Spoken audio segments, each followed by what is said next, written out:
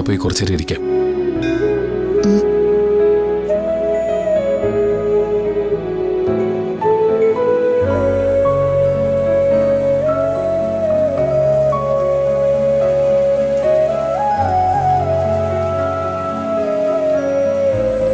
ഹരി, കാര്യങ്ങളൊന്നും നമ്മൾ വിചാരിച്ചതുപോലെ നടന്നില്ല.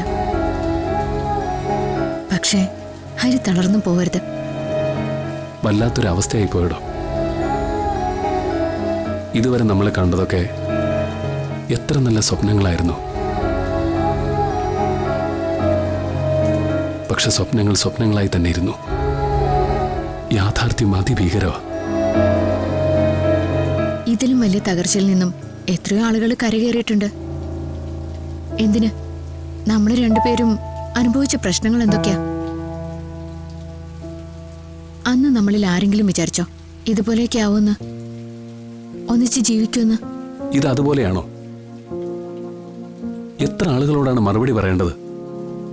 എന്തൊക്കെ ബാധ്യതകളാണ് നമ്മുടെ തലയിലേക്ക് കയറി വരുന്നത്?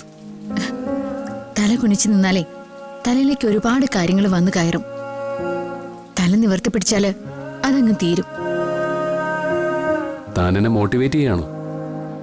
പിന്നെ ഞാൻ എന്താ ചെയ്യേണ്ടത്? ഹരി തളർന്നിരിക്കുമ്പോ ഹരിയുടെ മുഖത്തേക്കൊന്ന് നോക്കിയാൽ മതി.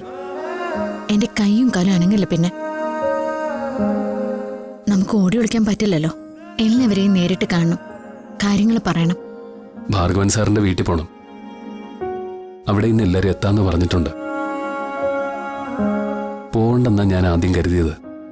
പക്ഷെ പോവാതിരിക്കാൻ പറ്റില്ല. പക്ഷെ പോവാതിരിക്കാൻ പറ്റില്ലല്ലോ. അവര് നമ്മുടെ കുടുംബമല്ലേ.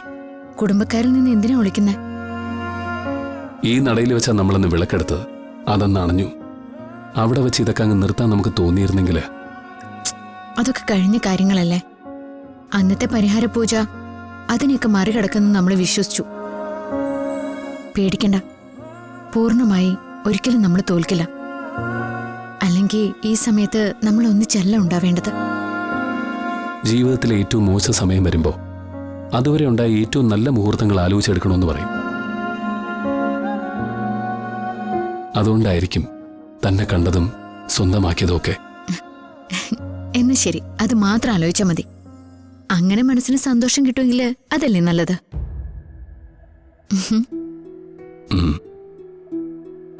നമുക്ക് ഭാർഗവൻ സാറിന്റെ വീട്ടിലേക്ക് പോവാം.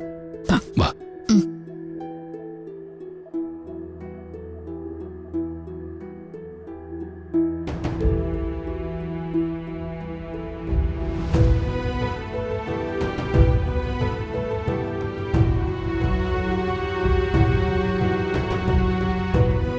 ഹരി, സംഭവിച്ച കാര്യങ്ങളൊക്കെ ഞാൻ ഇവരോട് പറഞ്ഞിട്ടുണ്ട്.